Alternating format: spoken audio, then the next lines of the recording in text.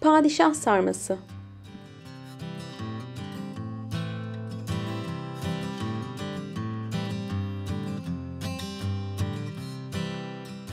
Tenceremize 1 litre sütü katıyoruz.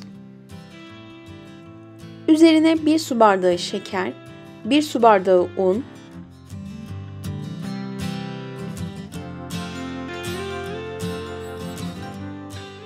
ve 3 yemek kaşığı kakao ekleyip karıştırarak ocağa alıyoruz. Topaklanmaması için sürekli karıştırıyoruz arkadaşlar.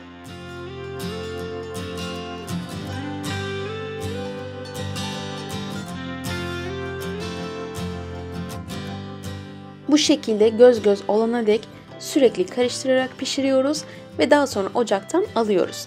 Sıcakken içerisine vanilyayı ve 1 kaşık tereyağını ekleyip bir güzel karıştırıyoruz.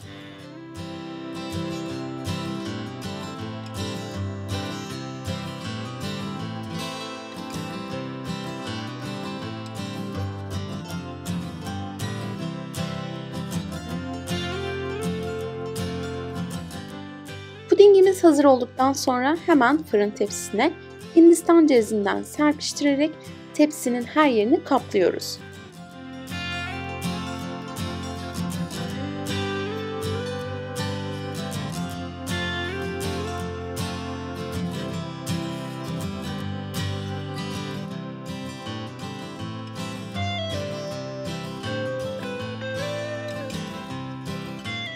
Ardından pudingi tepsimize gezdirerek döküyoruz.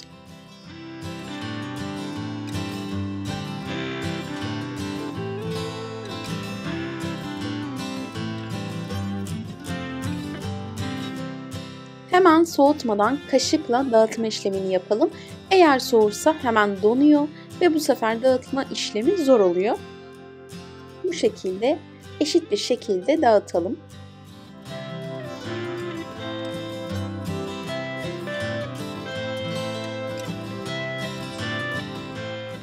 Pudingimiz hazır olduktan sonra buzdolabına kaldıralım ve 1 saat dinlenmeye bırakalım. Tatlımızın krem şantisine geçelim. Geniş bir kaseye 1 çay bardağı süt ve 1 paket krem şanti ekleyip mikserle katılaşana kadar çırpıyoruz.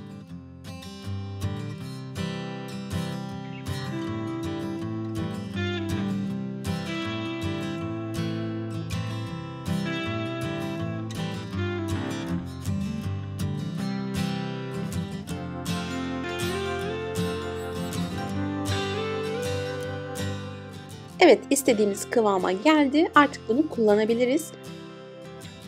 1 saat sonra krem şantiyi artık sürebiliriz. Spatula yardımıyla her yerine sürelim arkadaşlar.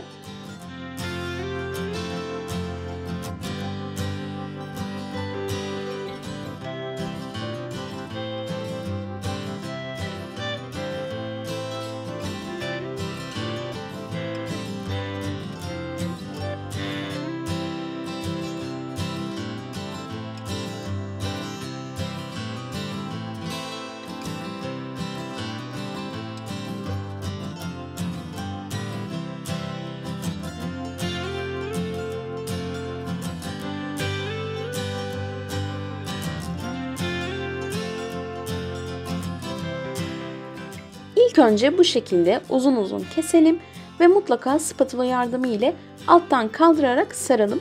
Pudingin kıvamı güzel tutarsa sarma işlemi de kolay olur arkadaşlar. Bıçağımızın ucunu her seferinde temizleyelim, daha iyi keseriz. Böyle bir spatula olursa işiniz daha da kolay olur. Bu şekilde kaldırıyoruz ve ters çeviriyoruz.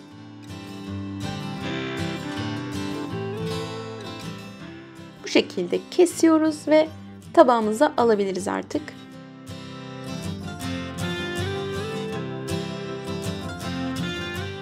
Gördüğünüz gibi şekli bozulmadan kaldırdık.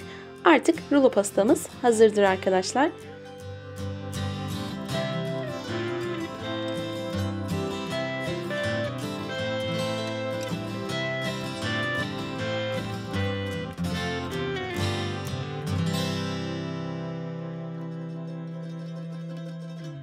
Üzerinde istediğiniz gibi süsleyerek servis edebilirsiniz arkadaşlar.